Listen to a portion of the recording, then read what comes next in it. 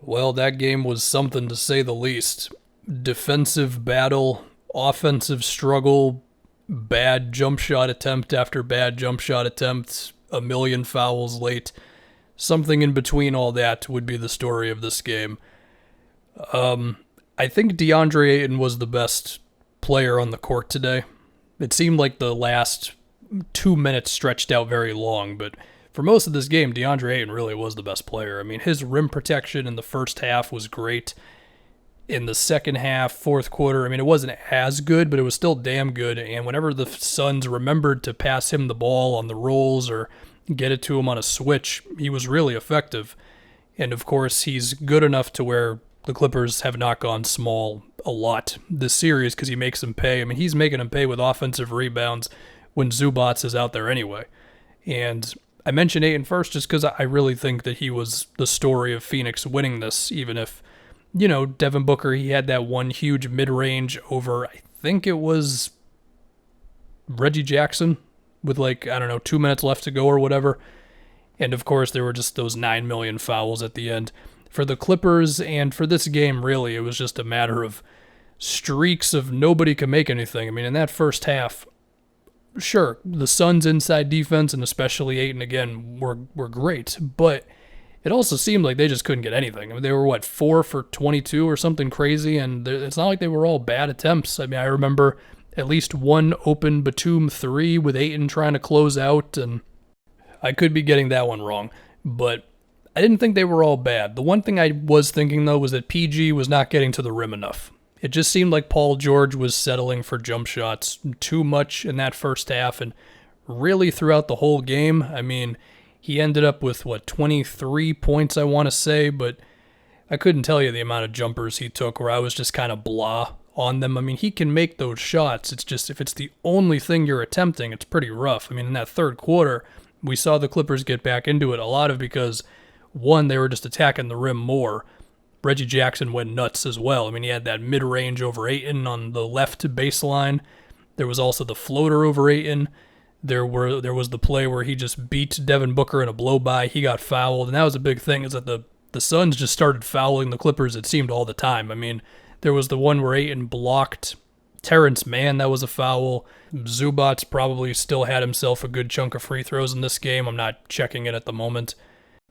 But for the Clippers, it seemed like it just kept coming back to jump shots. I mean, Reggie Jackson had at least one contested 3 where not much really happened in the play. I think PG tried to set a screen. The Suns switched, and it was kind of like, well, I guess this possession's going nowhere. Zubats attempted a long 2-pointer. I remember that.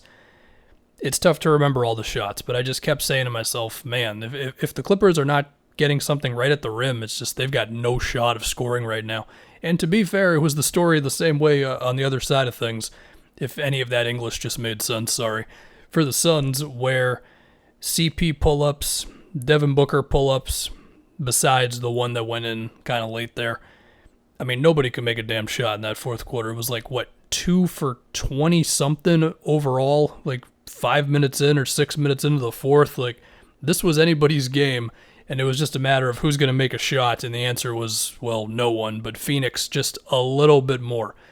And I do still think DeAndre Ayton was the main story for how they were able to do that. So now we've got a 3-1 series, and the Clippers, it's tough. I mean, sure, there's been a lot of winnable games in this series for them.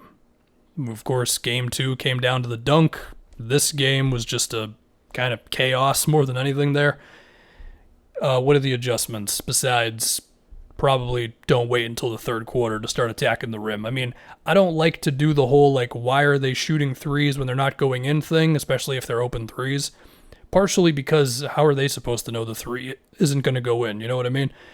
That said, there were a lot of settles in the first half for them. So simply not doing that as much would be cool.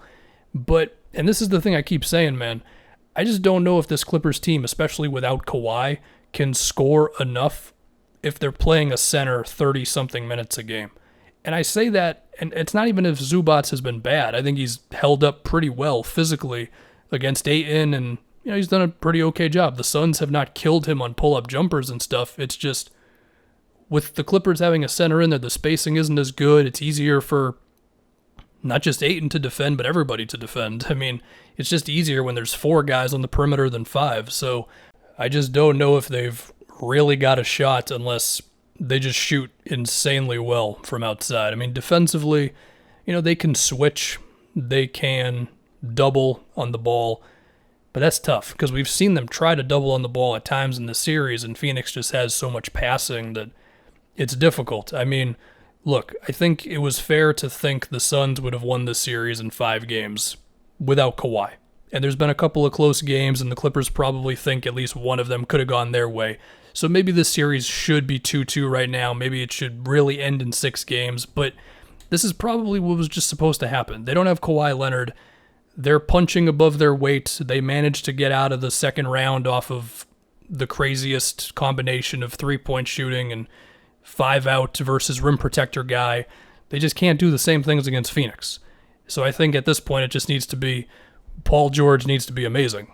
I think that's really it. And whether that's off-ball movement, getting him downhill more, attacking mismatches, which don't totally exist on this Suns team. I mean, in their starting 5, I guess Devin Booker's the easiest guy. I mean, if you're attacking DeAndre Ayton, to be fair, I think Phoenix would do a good job of that if PG started beating Ayton in one-on-ones, whether it's they would trap the ball, whether it's they would just have Ayton back up. I just think Phoenix would figure that out pretty quickly. And they're a really smart team here. Monty Williams has just done a hell of a job, and I don't think CP is going to sit around if something hasn't worked for like 4 straight defensive possessions, right? So my answer is I don't know. If PG's going to settle for those jumpers, just make a few more of them, I guess. Of course, we're going back to Phoenix. And, I mean, given this Clippers team and just the fight that they've shown, I think it will be close. I think the Suns will win Game 5, though. The only other crazy thing would be if they just said, screw it, let's go back to the 5-out. But I feel like they've just committed so hard to the Zubats thing at this point. And again, I don't think Zubats has been bad, that I just don't know if they can go back. I don't know if you can flip the switch that hard again. So yeah, man, that is my official prediction. I think the Suns are going to win Game 5. I should probably talk a little bit about Bucks-Hawks at the end here, just because I didn't do one for Game 2, because it was a big blowout. I didn't want to talk about it.